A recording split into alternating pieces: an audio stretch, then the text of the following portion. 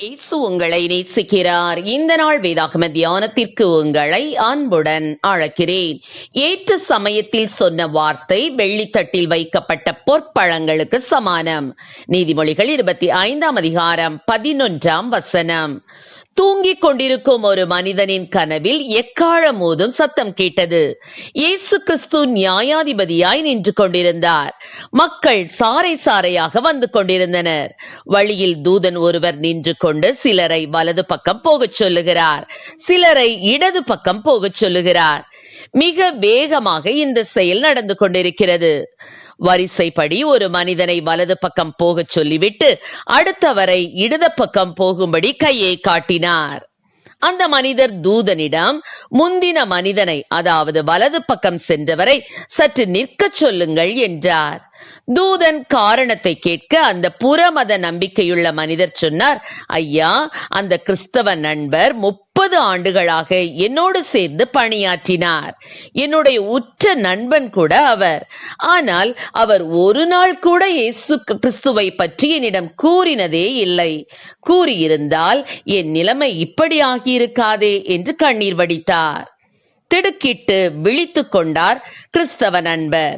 அன்று முதல் ஒரு நாளில் ஒருவருக்காவது சுவிசேஷம் சொல்ல வேண்டும் என தீர்மானமும் எடுத்துக்கொண்டார். ஒரு முறை ஒரு வியாபாரி தன் வியாபாரம் நொடிந்து போனதால் தற்கொலை செய்து கொள்ள தன்னை ஆயத்தம் செய்து கொண்டிருந்த போது அவரது நண்பர் ஒருவர் அவரை கண்டு, ஏன் கண்ணீரோடு இருக்கிறாய் என்று விசாரித்தார். கலக்கத்தோடு தன் முடிவை தன் நண்பனிடம் கூறிய போது அந்த நண்பர் சொன்னார், வேத கோயிலுக்கு போ, அங்க நிம்மதி கிடைக்கும் என்று. அதற்கிணங்கி தேவாலயத்திற்கு சென்றார்.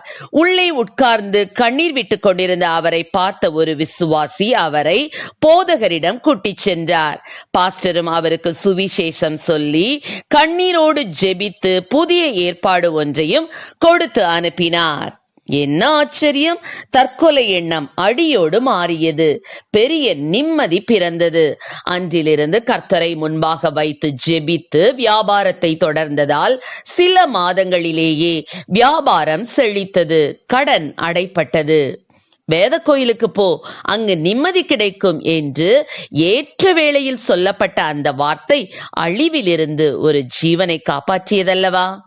ஆம், எனக்கு அருமையானவர்களே, தாமதமாய் வந்த நீதி அநீதிக்கு சமமாகும். 15 ஆண்டுகள் வழக்கு விசாரிக்கப்பட்டு 15 ஆண்டுகள் சிறைவாசம் அனுபவித்த ஒரு மனிதனுக்கு நீதிமன்றம் இவர் குற்றவாளி அல்ல என்று தீர்ப்பு வழங்கினால் என்ன பிரயோஜனம்?